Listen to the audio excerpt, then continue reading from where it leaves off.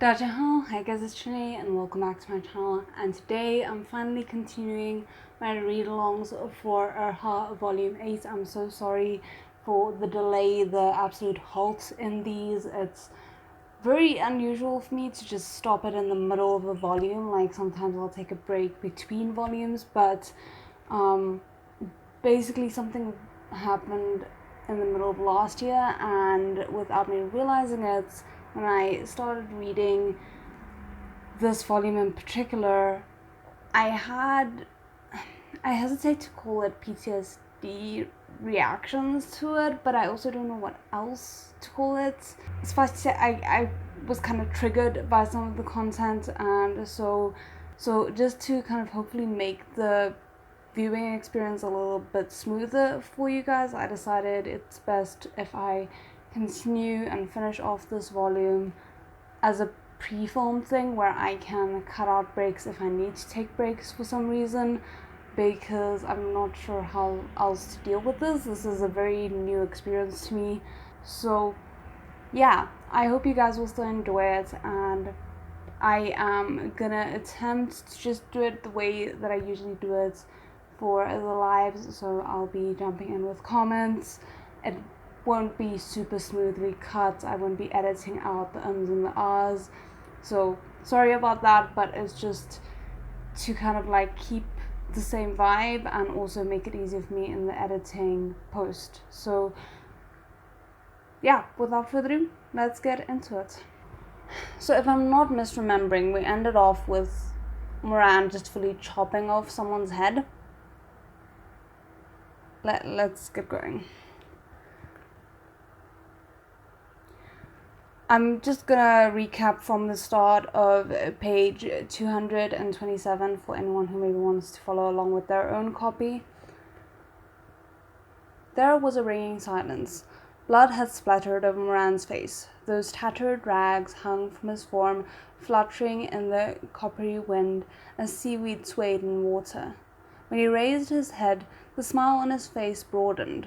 Eyes blood red, he licked the blood from his lips and quietly finished his sentence. Then I'll take your head off instead. The other boys were frozen in fear, unable to make a sound. Moran looked at them with eyes like chips of ice. Aren't you all so powerful? Aren't you all great at passing the blame? All so good with your fists? Punishing evil, upholding righteousness. Go ahead, come at me. Of course they didn't dare to. They stood shaking, scared out of their wits. This was Moran. The same Moran who was so timid and shy he'd bear the greatest suffering in silence. Moran looked up and sighed.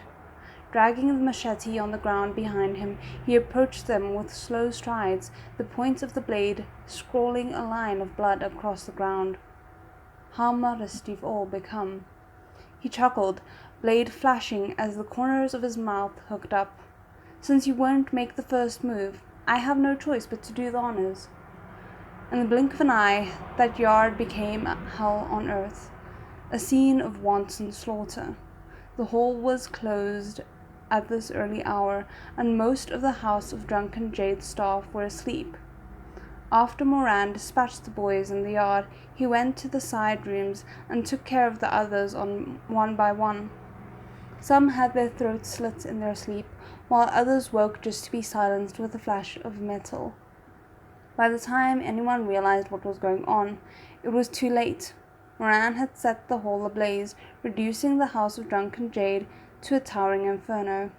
The songgirls and servants screamed and sobbed, but no one dared to run into the flames to save them. By the time he reached the last few victims, Moran was no longer satisfied with dispelling quick deaths. He took his machete to their legs and allowed the fire to claim them. In the sea of flames, he calmly sat down in the middle of the hall and laid the naked blade across his knees, watching those he'd immobilized with a smile. Among their number was Madame Moore, his adoptive mother. Face hidden by smoke, Moran gazed at them, writhing like maggots, convulsing and sobbing in the blaze. He raised the machete again and extended his arm, but not to hack at his victims. He used the sharp tip to pick up a bunch of grapes from a table nearby. Not the most hygienic, Moran. Slowly, he plucked the fruit from the stem and peeled them. Then he popped them into his mouth, one by one, savoring their sweetness with his cheeks bulging. "Oh, these are so good." Moran grinned again. "I've never tried grapes from the Western Territories before. All this time you were eating such tasty things." He looked down, chuckling to himself. "I'm jealous." One of the beams overhead buckled, crashing down in a cloud of sparks. The dying on the ground screamed pitifully. Only Moran sat with his chin propped in his hand, legs crossed and machete in his arms. He took his time eating those grapes, as if the sky could fall without disturbing his peace. "The fire's so big, none of us are getting out of here." Done with the grapes, Moran picked out a peach. "Why don't we sit here and have a nice long chat?" "Who wants to chat with you, you brute, you beast? You're no better than an animal," shrieked Madame Moore. "No?" Moran spat out grape seeds, grinning. "Then let's talk business. Mother said so herself last night. I owe all of you for your companionship and Mother's thoughtful care.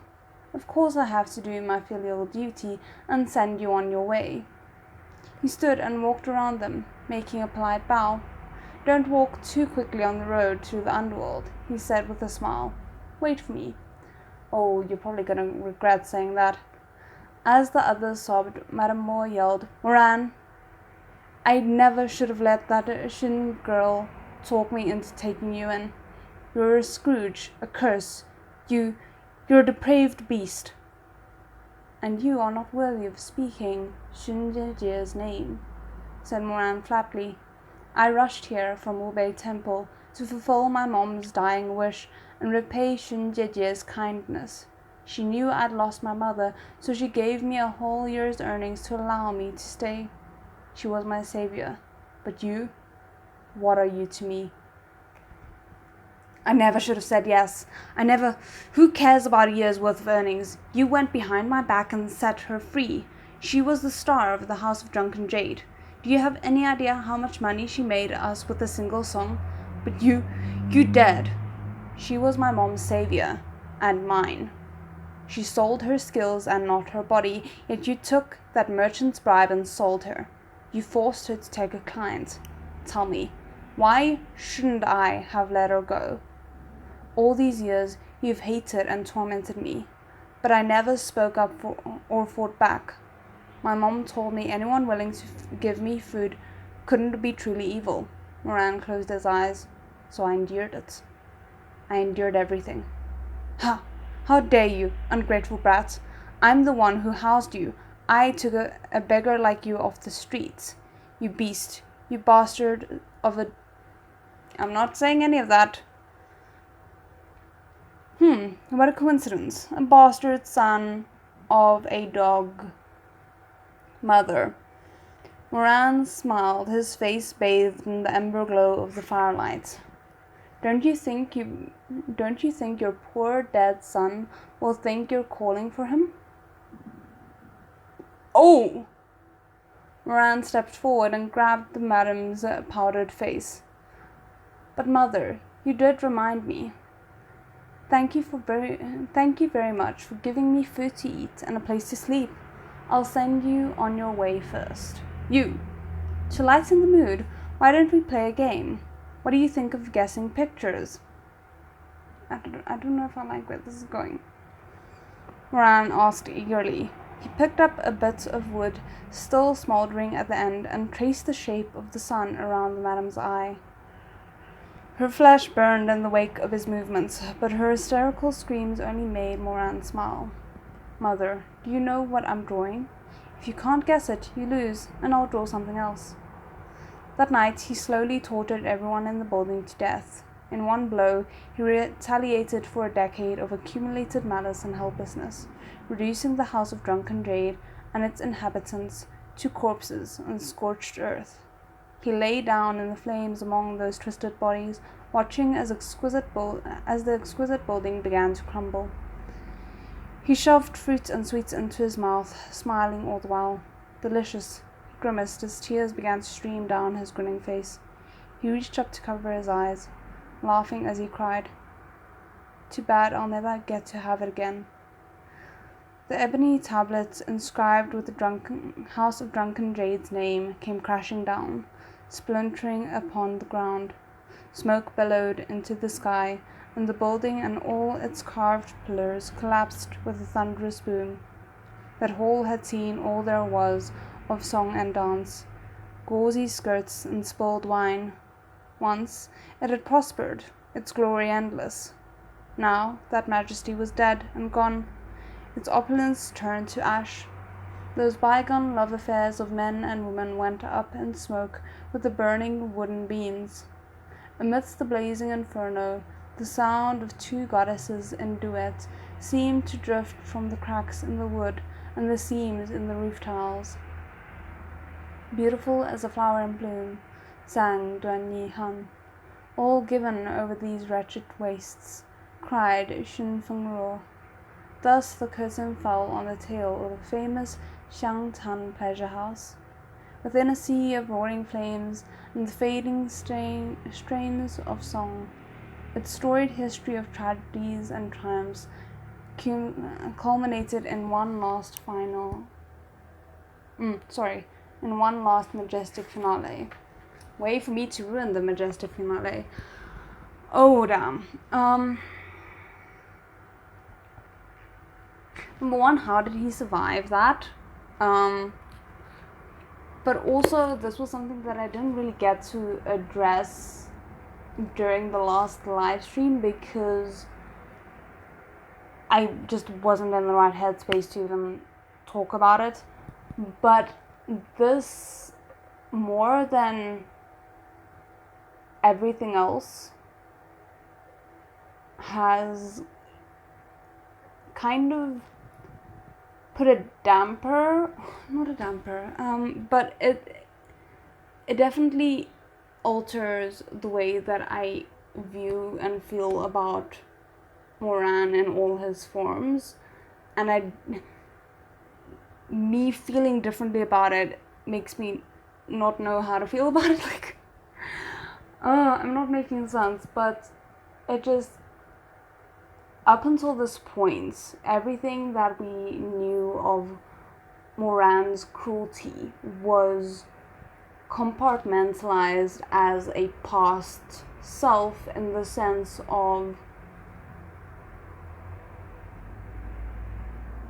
it was someone that was altered because of the flower that was implanted in his heart. It was someone that had gone through the worst grief he could imagine for himself, and thus decided to change his attitude and not follow that same trajectory in a new life. Like, he had lost a person who was unknowingly his grounding point, and thus decided to commit suicide and all of that.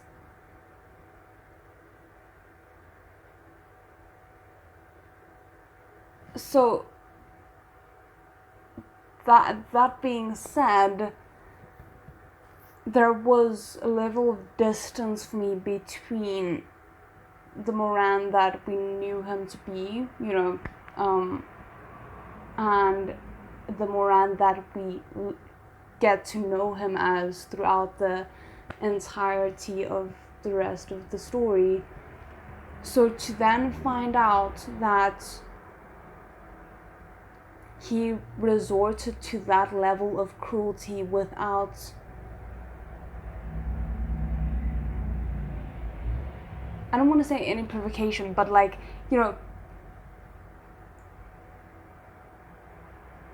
he basically became a serial killer at the age of 14, 15,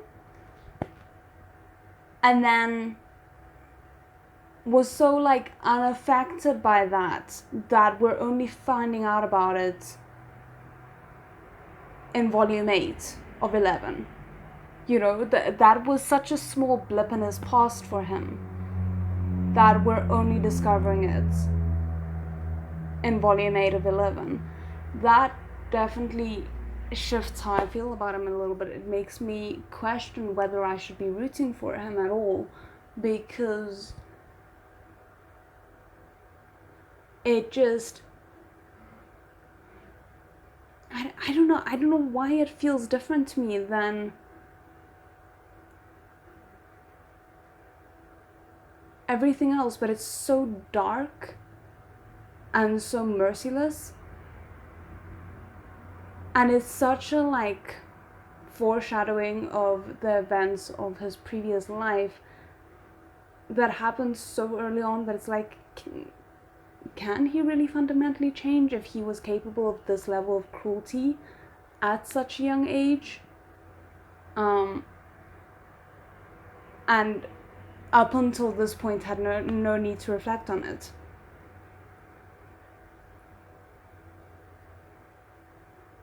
Because even though like we're aware that a lot of Moran's choices aren't like excusable because of what that heart poison thing did to him, it still like gave a level of, okay, you know, maybe he wasn't completely in control of his choices, or he maybe wouldn't have gone to those extremes had he not become emotionally influenced by these outside factors.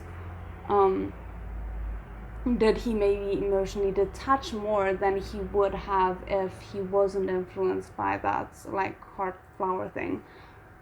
And all of those questions become mute because even before he was affected by that, he was capable of this level of cruelty.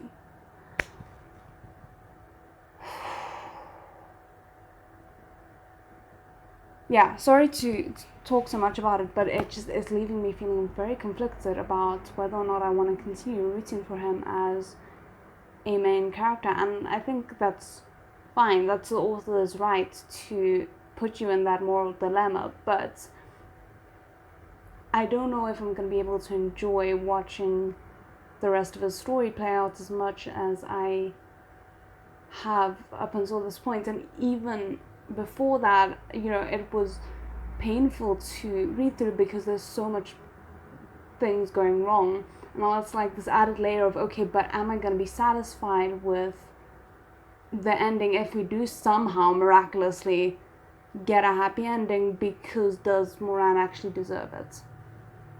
As painful as that is for me to say, like, I have a little bit of a sunk cost fallacy going on right now, because I'm like, well, we're here, we're gonna see it through, but am I gonna like be happy when we do?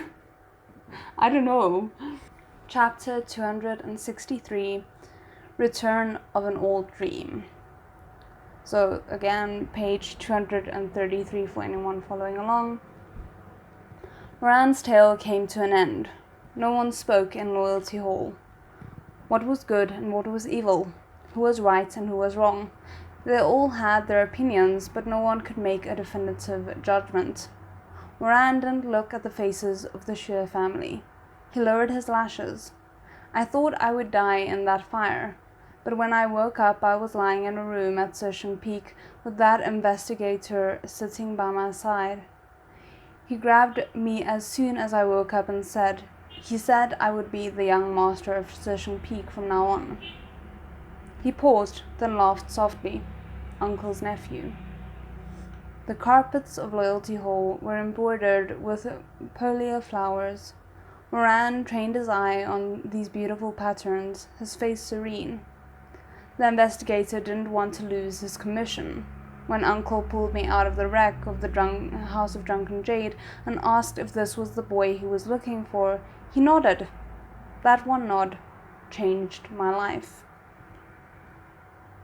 I think it is worth noting that he wasn't planning to live, like he was happy to die with the people he slaughtered. So I guess that like counts for something. For what? I can't say, but it counts for something. Master Xin Jing sighed. Mo Shizhu, how could you rest easy? Have you never thought of confessing to Shizun? Of course I have. When I first woke up, I couldn't bear it. I wanted badly to confess the truth. Moran's gaze was distant, as if looking into the past. But when they heard I was awake, Uncle immediately came to see me, and Auntie made me a bowl of noodles. There were 3 poached eggs in it, with runny yolks, all covered in meat sauce. She told me she was afraid I'd have trouble keeping it down since I just woke up, and had minced it finely to help. Shimeng also came by and bought me a whole box of sweets. His eyes drifted shut. I ate the bowl of noodles and those cakes, and I couldn't form the words. They smiled at me and treated me so well. If I'd said I was the one who set fire to the house of drunken Jade, I killed my nephew, your sister-in-law, what then? Moran murmured.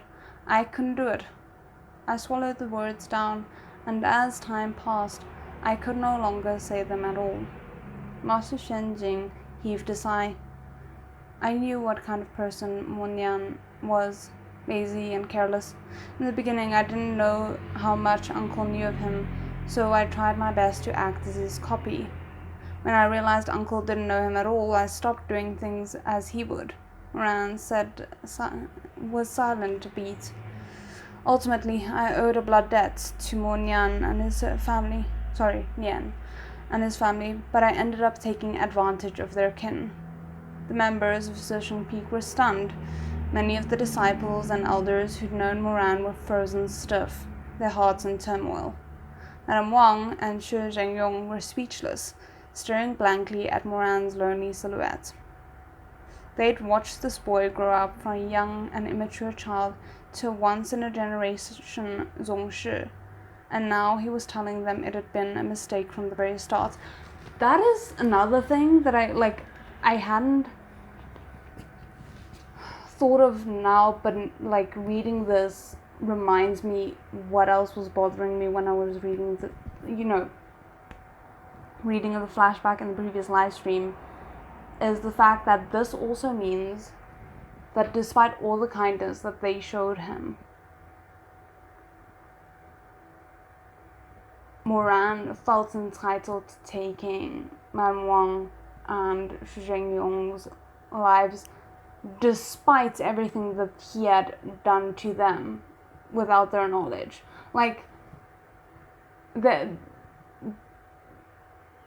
It just adds another layer of frustration for me, because it's like, okay, so not only did they not really wrong you, which was bad enough considering what you did to them in your past life, but you actually wronged them in a horrible way, took advantage of their kindness for years and years and years on end, and then still felt entitled to taking their lives when you were an adult. Like, the layers of messed upness just keep growing, and I don't know how much more I can handle. Moran wasn't their nephew. They shared no blood. Rather, what lay between them was only death and hatred. What could they say? What could they do? Neither Madame Wang nor Shi Zhengyong knew. They'd never met the real Mornian. They had poured all of their regret and yearning for Shi Zhengyong's dead brother into the boy named Moran. Mornian was a stranger, but they'd patted Moran's head, held Moran's hand, and answered his cries of uncle and auntie. Shi Zhengyong had no idea what to think. Mu Yanli shattered the silence. Moran, you may be pitiable, but your crimes are many and cannot be lightly excused. You know exactly how many major offenses you've committed. Moran had never liked Tianyin Pavilion. He closed his eyes and said nothing. Mu Yanli shot him a glance, her voice ringing like a bell. Murder, arson, theft of identity. Only on Mount Zhao You knew you had Nangong blood, but you looked on, acting in your own interest.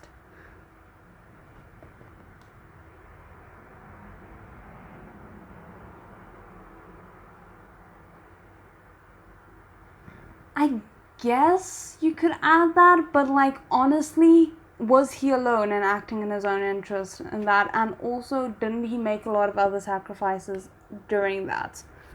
Like, if we're talking about acting in our own interest, isn't Tianyan Pavilion doing the exact same things? Like, they didn't bother with anything until now because it wasn't convenient for them. Let's be honest.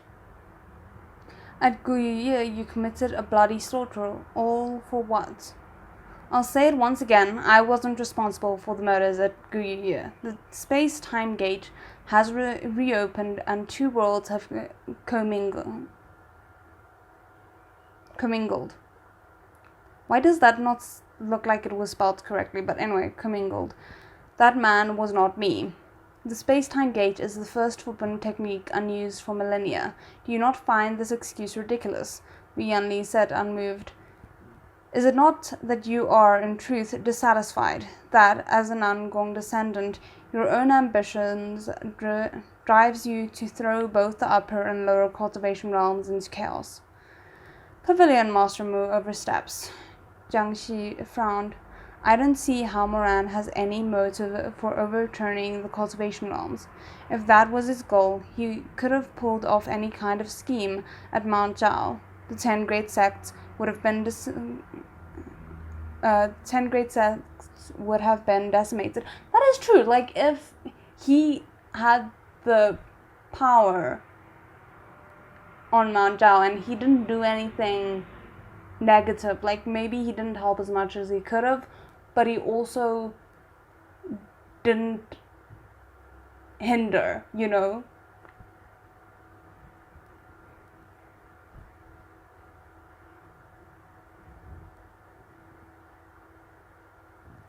None of this is adding up. Before the truth is revealed, please be careful what you say. Wu Yanli cast him a scornful glance. Zhang Zhenmen need not speak on his behalf. Even if he had no intent to overthrow the cultivation world, his past misdeeds are more than sufficient to place him in Tianyan Pavilion's custody. She gestured toward her retinue. Seize Moran, take him away. Wait. Wu Yanli turned to Xu Zhengyong. Does Xu Zhenju have something to add? Xu Zhengyong looked ill, as if he himself didn't understand why he had called out to Wu Yanli.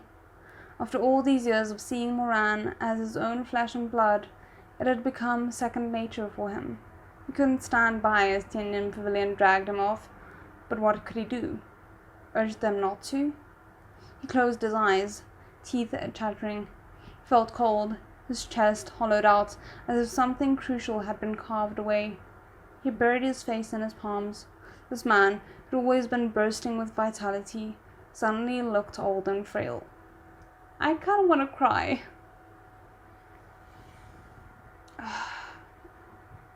Xu Zhengyong deserves better, honestly. The Xu Zhenju wished to bid his nephew farewell. These words were cruelly chosen. Xu Zhengyong shook harder when she said the word nephew, shuddering like willows in the wind. Xu Zhengyong rasped. Moran. He didn't know how to address him anymore. It was Moran who moved to ease things. Closing his eyes, he stepped towards Xu Zhengyong and knelt, kowtowing again and again in the most formal bow. Aren't they just wasting time? Came a murmur, putting on airs. Moran ignored them. When he had completed the bows, he rose and made ready to leave. Yet before he could start forward, Shu Meng rushed back into the Loyalty Hall, black blood dripping from Lung Chen as he shouted in horror, What's going on? There's an army of Zhenlong pawns outside. Tons of them are cultivators from Rufeng sect's Mount Zhao. Well, I'm glad that finally Wu Yanli is gonna see what's actually at stake at the moment, because it feels like she is not really focusing on the true issues at hand.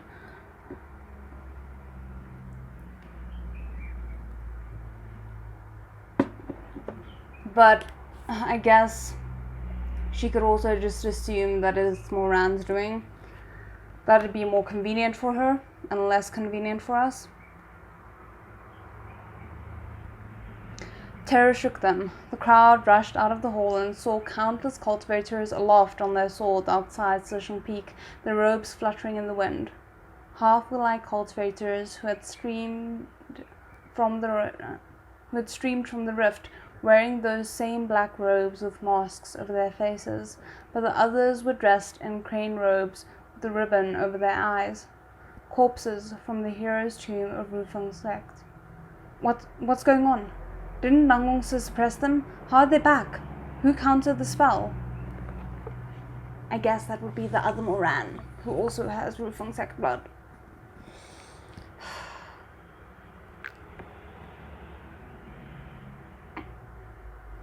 The answer was self-evident. Who could counter a suppression spell cast by a member of the Nangong family? Furious eyes swung to fasten on Moran.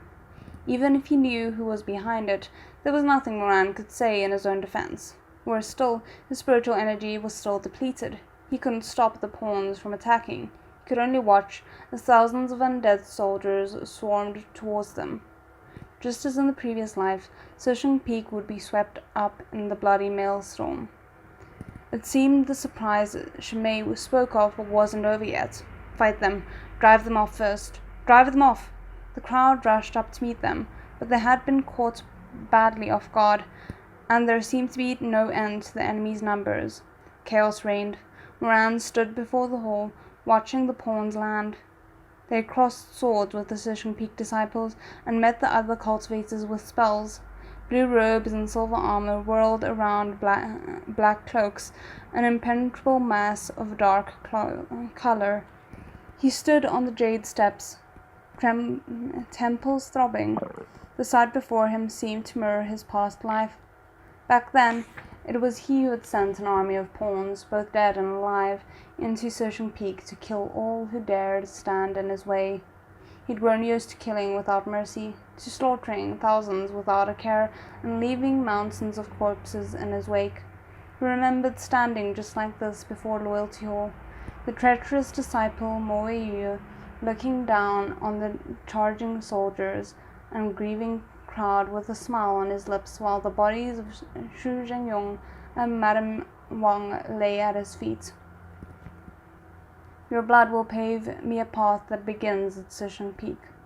His deranged cackling from that bygone lifetime seemed to echo in his ears. Moran's eyes twitched. Stop. You can't win, he shouted at Shimeng. Run. All of you, run. But the din was too great, and Shimeng was too far away to hear. Moran took in the clanging blades and frantic struggles of the cultivators. He saw Jiangxi fending off a dozen pawns and remembered how the other Jiangxi had fallen before Moran's own blade. You won't kneel? No. You won't accept this venerable one as the emperor? No. The blade ascended. Blood splashed across the ground. They couldn't win. Moran watched the leader of Taxue Palace place her ocarina? Play her ocarina, its sound piercing the skies and sending the pawns swaying. He recalled how this palace master's fingers had been shattered, her tendons snapped. I resist.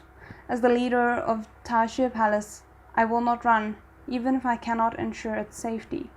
The ocarina had shattered, never to sound again. They couldn't win. In the mail, Moran looked towards Madame Wang and Xu Zhengyong in the distance, fighting together. Yet what he saw was their dead faces. Grief and fury frozen in their sightless eyes. They stared at him across lifetimes, hate-filled and accusatory. It was cold. So cold. Moran was shivering, his fingertips numb. To think Shimei had gone so far. Shimei had done this. He'd known the threat Shimei made as he'd taken Chuaning and was not an idle one. It was because of this that he'd so resolutely returned to Shizun Peak. but now he felt a prickling over his skin. If he'd ignored Shimei's warnings and chased him down to save Chuaning, what would have happened? The leaders of the cultivation realm were all here. If they died in mysterious circumstances at Shizun Peak, what would have happened? Shimei's interlocking schemes allowed him no moment of rest. Moran looked up and saw a field of Zhenlong pawns, living dead, that feared no pain and needed no rest. A writhing, endless mass of bloody corpses and rotting bones. They couldn't go on like this. Shimei said this was a surprise for him, so it must have been set up with specific intent. Since he'd returned here as Shimei wanted, there must be something he could do to stop it. He couldn't let those remembered tragedies play out again. He couldn't see Shizun Peak destroyed again. Couldn't bear watching his aunt and uncle die in front of him again.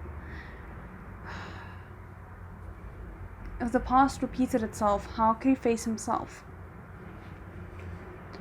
How could he face Chuaning? Moran jolted back to awareness. He shoved his way past the crowd and sprinted towards his aunt and uncle. Stop fighting. Retreat. Get out of here. Stop fighting. There's no way we can win. His voice tore out of his throat. His face was twisted into a mask of desperation. He was a drowning man struggling for the opposite shore, a dying man running to those still alive. He was a moth, throwing himself towards the flame, one life chasing down the other. Stop fighting, run. Run away, you can't win. You can't win. I've watched you die once before. Run, I'm begging you. A blade appeared before him, flashing silver as it blocked his path. Lianli's icy visage came into view, trying to take advantage of the chaos to flee. Step aside, Moran shouted. I feel like she might become like the minor public enemy number 1, just in my own personal grudge list.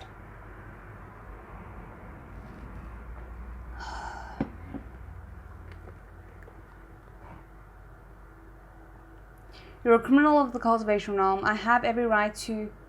Lianli felt air stirring behind her and turned to see a masked pawn descending on her with sword extended. She met the pawn's blade with her own, face dark with murderous intent. Moran, she shouted. So it is you behind this. There's no convincing her. She will see what she wants to see, and everything that she sees will fortify her belief instead of making her rethink it. Her voice was crisp as frozen spring, ringing out over the din of the crowd. Many around them turned, watching as the pawn engaged Lianli in a bitter combat while ignoring Moran entirely. In fact, all of the pawns on Shizun Peak seemed to take Moran for one of their own. They avoided him in their attack, never touching a single hair on his head.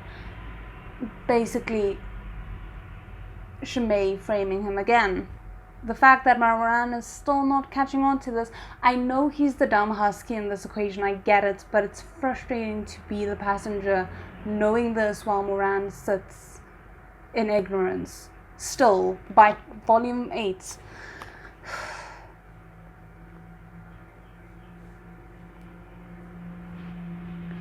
So it is that Boston Moran's doing, someone snarled. They're on the same side. Angry faces turned in his direction, ears turned to those whispers and growls of accusation, eyes red-rimmed with rage, fixing upon him. Past and present overlapped. In those hateful eyes he was once again a murderous monster. He was the emperor who trampled all the cultivators underfoot in another lifetime, undefeated in battle, beholden to no principles, scornful and wholly insane. Take him down, someone cried. Don't let him escape. Let's see how long he can keep up his act. His ears rang with those same shouts, filled with the same wrath, castigation, and condemnation. These sights were too familiar. He could almost see his and Chuaning's decisive battle.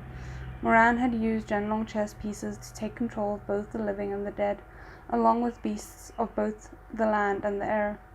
His army had spilled onto the peak like ink, their weapons shining like snow upon a high mountain. From his lofty vantage point, he lowered his gaze and smiled thinly, watching as the sky flipped and daylight turned to dusk. Then it was Chuaning who'd stopped him. Chuaning, who had given all he had against tens of thousands of pawns, wielding Tianwen, then Zhuge, then finally Huaisha. Oh. There's a footnote. Tianwen, Zhuge, and Huaisha take their names from the poem in verses of Chu written by the poet and the statesman Chu Yan during the Warring State period. The poem Huaisha expresses grief, idealistic resolve, and acceptance of death. It is commonly interpreted as Chu Yan's suicide note. Its title, which means embracing sand, is thought to be a reference to Chu Yan's chosen means of death. Exiled and distraught over the fall of his state's capital, he drowned himself in the Milor River by clutching a stone to his chest. That is grim. Like, that is a very grim real event that happened. Damn. But also the fact that, like, it mirrors Chuaning's probable mental state as he was battling against Moran in the previous lifetime, that acceptance of facing death and this being the last resort. Oh, okay, I'm fine.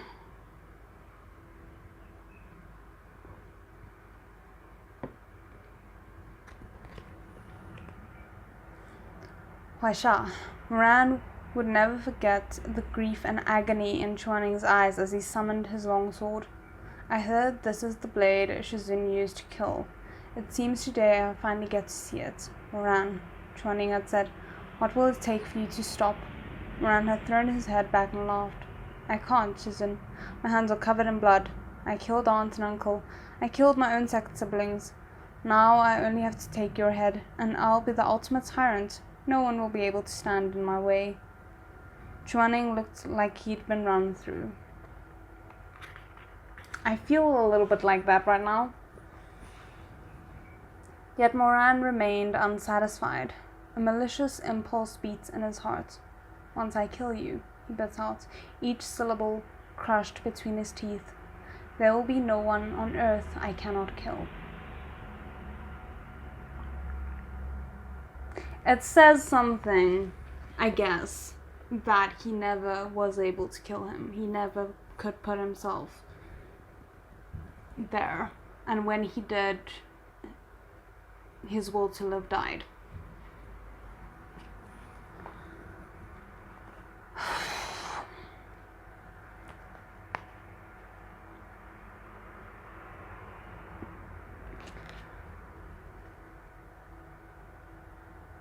This is just so much.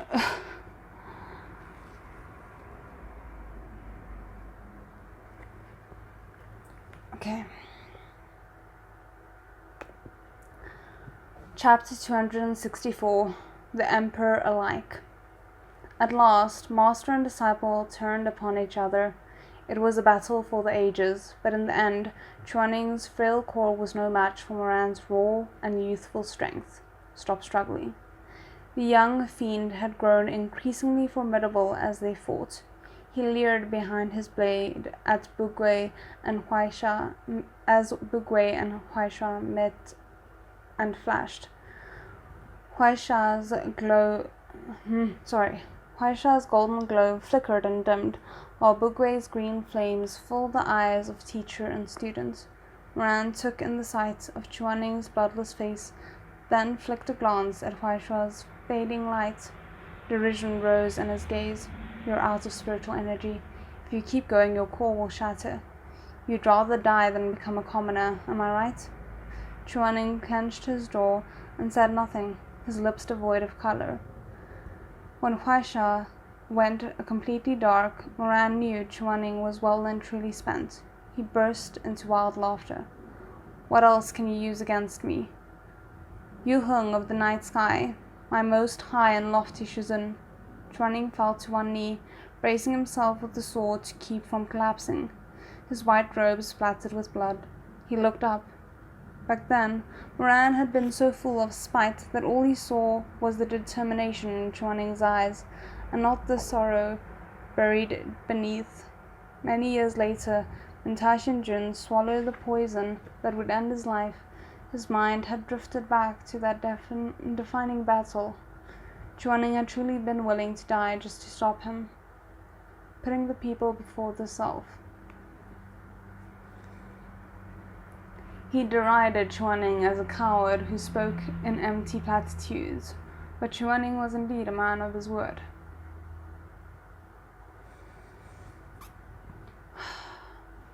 Choose compassion, as Shizun had said. Don't hold on to hatred. A flash of gold. Moran saw the final serenity in Chuaning's eyes an instant before brilliant light rose from Chuaning's palms. This was how the Baidu immortal, a man with no friends or family in the cultivation world, sacrificed his spiritual core to summon his 3 holy weapons once more. Zhuge, Tianwen, Huaisha.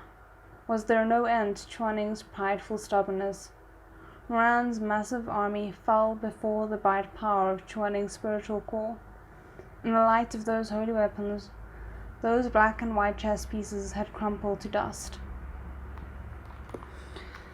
The question is this what Moran is going to end up doing? Because it's kind of like, seems to be the only thing that might help. The one difference in this that Moran didn't face, that means that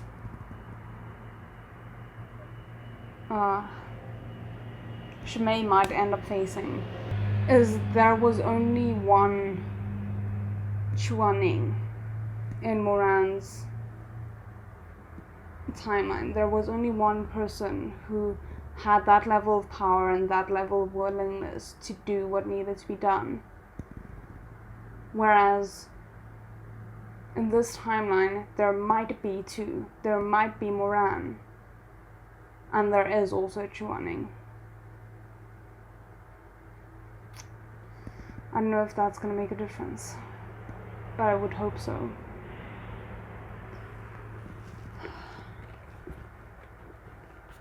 And we might just get like an actual completed character arc out of this then, like if it's going where I think it's going.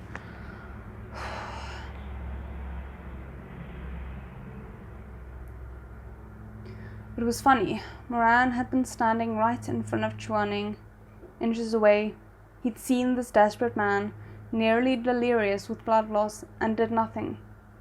He had only watched, mildly surprised and a little curious. He wanted to know how far this callous man would go for the sake of the people, of whom he so often spoke. He watched as Chuaning spent the very last of his spiritual energy.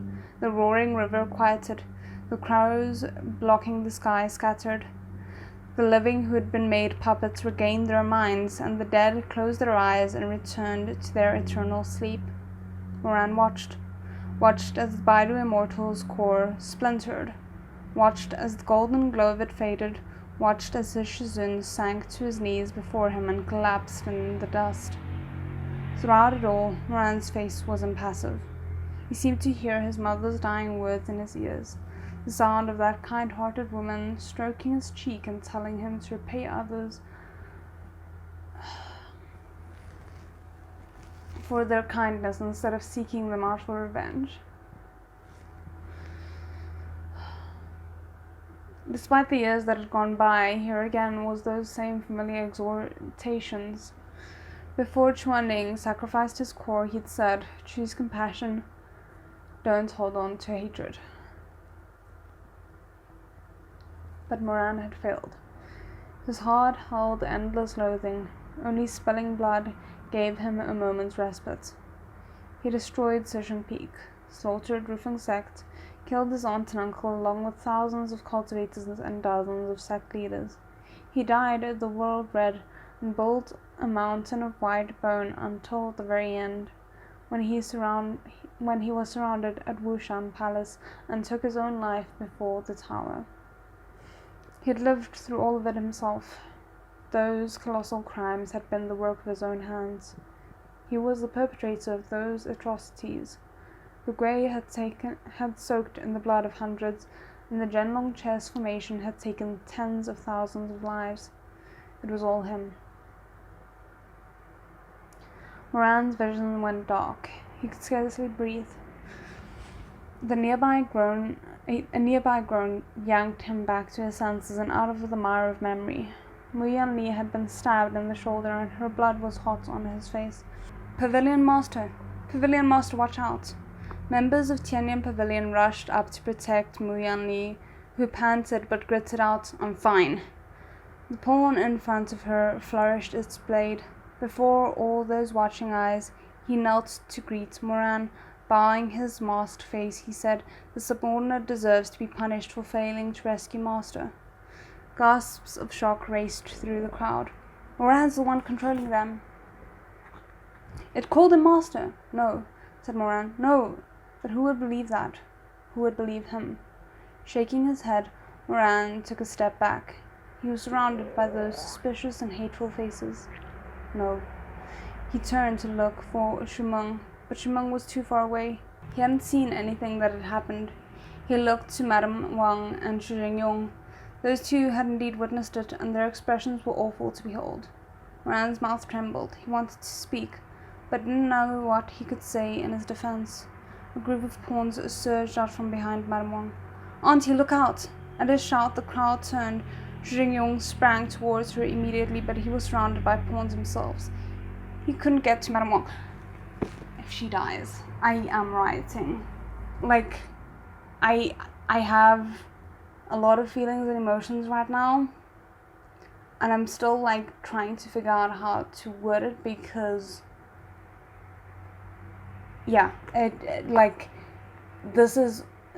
it concerns a trope that I've only seen in one other book that I've read, and it's one that I never want to read again. I so vehemently hated it in the other book that I read, and I'm scared this book is going to fall into that as well. Okay.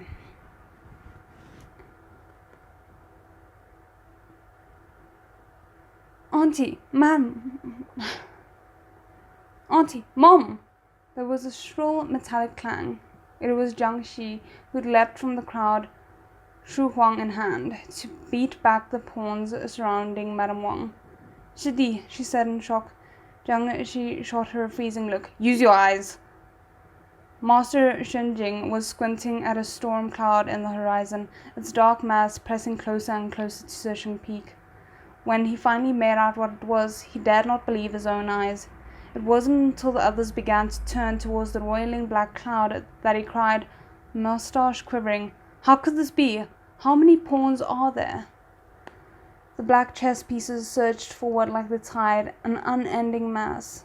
Some were dead, some were alive, but all bore faces burned beyond recognition, mouths gasping and tongues torn out. They would never speak again, even if they got their minds back.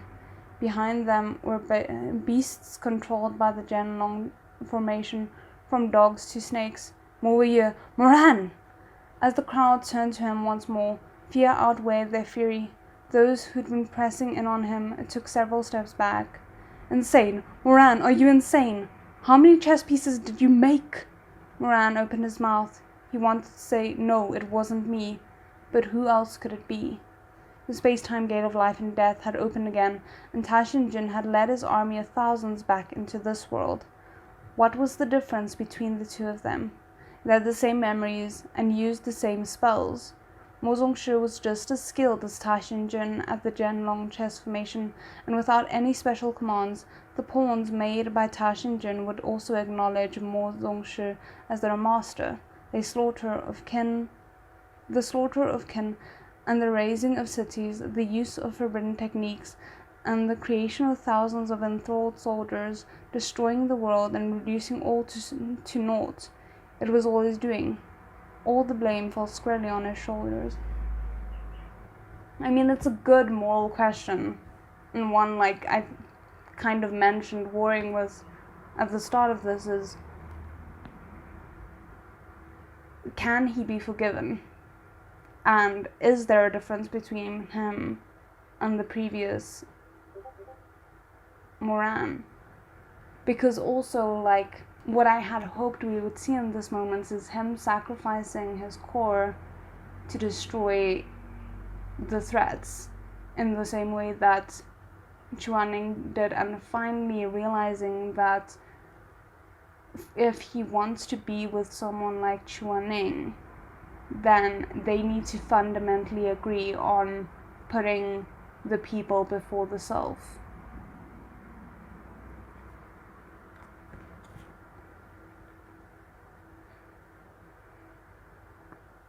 More pawns swarmed towards them, with no end in sight. They fanned out like ink on paper, growing inexorably closer. What do we do? Someone cried, panic. Moran, Riani snarled. What do you have to say for yourself? You planned this. I only wish Tianyan Pavilion had learned this sooner so we could have had you executed. Wow, maybe as if, like, if you'd stepped in earlier, none of this would have happened. Well, not none, but, like, it shows you what good it is to, like, be lofty and not care about the pain of others until it maybe affects you a little bit. Black clouds obscured the sun, blanketing the world in darkness. A bloody wind whistled through the mountain peaks. The horde of undead pawns were like a massive bell hanging in the air, ready to come crashing down at any moment, to crush humans like ants and splinter the world itself. Moran's pupils shrank as he turned his face up to the sky. The cultivators refused to give up. Some soared into the air on their swords to meet the enemy, while others stood their ground below. The clash this time was more intense. The air clotted with blood and screams. Heads rolled and intestines spilled into the dirt. Great, thank you. That black tide poured out from the horizon, on and on, striking fear into the hearts of all who stood against it. Dad, Mom. Shumeng's shouts came from a distance. Moran whipped around. Xingyong and Jiangxi were both covered in blood. There was too much of that fierce crimson. It was impossible to tell whether it had come from themselves or their slain enemies. Shumeng struggled mightily to make his way towards his parents, slashing a path through the undead with his scimitar, but he was one against so many. Shumeng. Moran started towards him, but Shumeng looked away, conflicted. Shumeng was trying to avoid him. One of the Rufeng sect reverends sprang at Shumeng, sinking his sword into Shumeng's shoulder.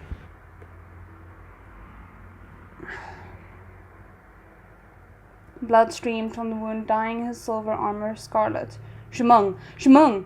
Moran scrambled desperately towards him, but there was so many people between them, and Shumeng was so far away. He couldn't get there in time. Now that Shumeng was injured, more chess pieces charged at him. His silhouette was swiftly swallowed up by the mindless 10 long chess pieces. I have so much anger in me right now. Mengar! Mengar! Hysterical screams tore from Madame Wang and Xu Zhengyong's throats. Moran had never heard them shriek so miserably. His scalp prickled with foreboding. Shumeng, no. It wasn't supposed to be like this. There had to be a way. There had to be a way. There is, you idiots!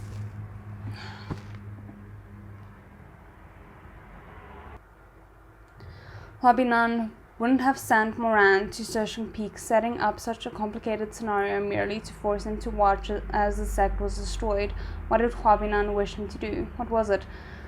What did Huabinan want? What was the surprise meant to accomplish? What would bring an end to it? What would it take for him to be spared? The problem as well is, like, I'm here for this completed character arc of Moran giving up his core to save everyone.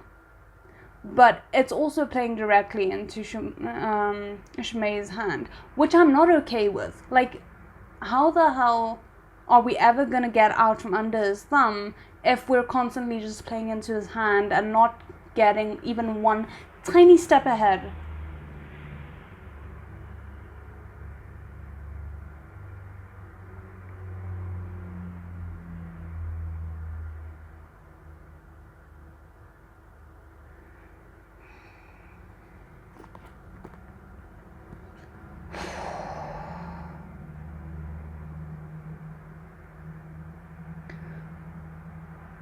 What would bring an end to it? What would it take for him to be spared? Realization broke over him. Moran froze, heart pounding. He finally understood. Wabinan's ruthlessness, his insistence on ruining Moran's reputation and pushing him into a corner. Moran knew why he'd done it. Nangongse had made the choice at Mount Zhao, and Chuaning had made it in that decisive battle in the past life, which is something he should have clocked when he just came out of it. He had no spiritual energy left, but he did have his core. He could feel that light glowing in his chest, pulsing alongside his heart. Tashin Jin's crazed eyes surfaced in his mind. You're out of spiritual energy. If you keep going, your core will shatter. We both know how much you value your pride, Shizun. I think you'd rather die than become a commoner. Am I right? Moran knew what he had to do. Tears sprang to his eyes. Wrapped in the chaos of battle, Moran felt suddenly calm. In the past life, Chuaning had sacrificed himself, proving that putting the people before the self was not an empty phrase. Moran seemed to once again glimpse Chuaning's pallid face in the instant before he shattered his own core. When his Shizun thought he would die, his final words to Moran were, "Choose compassion, don't hold on to hatred." There was a rumbling boom, shaking the earth under the cultivator's feet. What happened? What's going on? Everyone was stunned, dodging pawns as they looked for the source of the sound. They didn't have to look for long. Where Moran had been standing, a blazing light shone, not real flames, but the roaring conflagration of spiritual energy that appeared when a fire-type core burned itself out. Moran was enveloped in their light. Moye, Emperor Tashin Jun of the past, the once-in-a-generation Zongshu of the present. To bring an end to the calamity unfolding before his eyes, he detonated his own spiritual core. Just as it had with Nangongse and Chuaning, the shattering gave Moran the greatest spiritual energy he'd ever wielded. His eyes were dyed scarlet by the flames, but there was no point in pain on his handsome face. Who was he in that moment? Could he cease to be reviled? Could he cease to be the reviled Tashin Jun? If he could, then he too wanted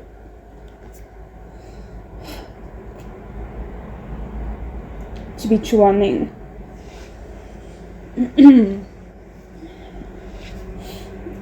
Within his chest, his core splintered and melted away. The flames burned brighter, blazing past the clouds and illuminating the heavens themselves. In that moment he sensed that clean and bright dream of his youth fluttering back into his heart. He saw Duan Yihan and Chuaning. He saw his mother stroking his cheek.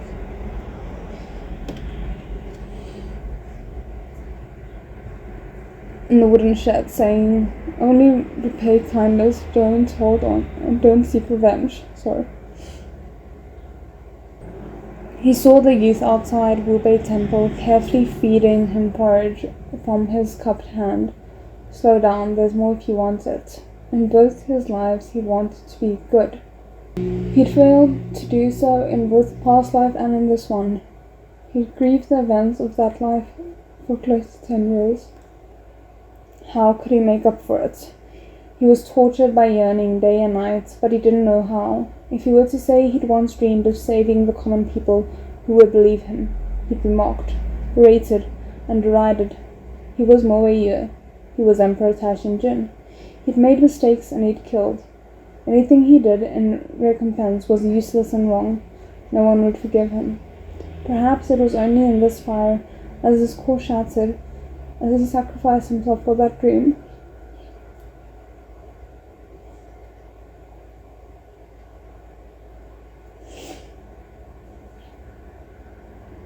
As he took the same step Chuaning had taken in the past life, that he might gain the slightest reprieve.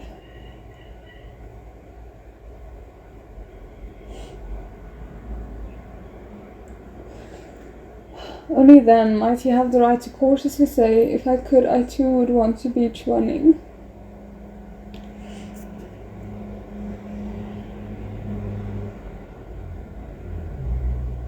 I'm sorry, give me a second. We're so close to the end of the chapter and I'm just struggling.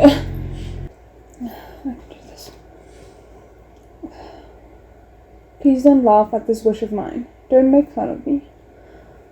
I know I'm dumb. For a long time I had no one by my side. That's how I lived, with 2 lifetimes, walking the wrong path for 20 years. I'm so dumb.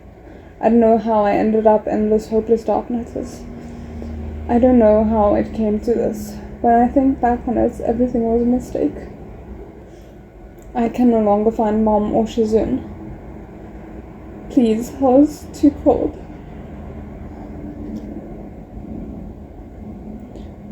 Let me go back, won't you? I want to go home.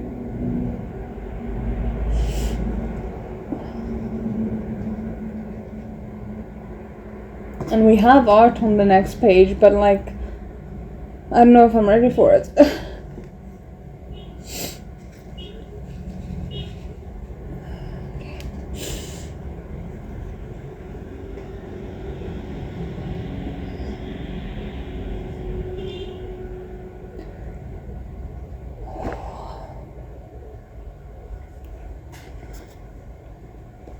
It's beautiful, and I hate it. Okay, I'm not checking. I know I showed you guys, and I'm not sure how I'll keep myself unspoiled while editing this, but I'm not checking what the chapter title for the next one is. We're dropping it here for today, because I am a mess, and I probably don't sound very good with all the crying that I've been doing. So yeah, that's where we're stopping for today. I think it was page 251 or something, and I'm not sure when the next episode will be up. Maybe Saturday, but otherwise next Monday again. So I will see you guys again then. Thanks so much for sticking with me through all the conflicted feelings. Let me know how you're feeling without spoilers, and otherwise I'll see you in the next one. 再见。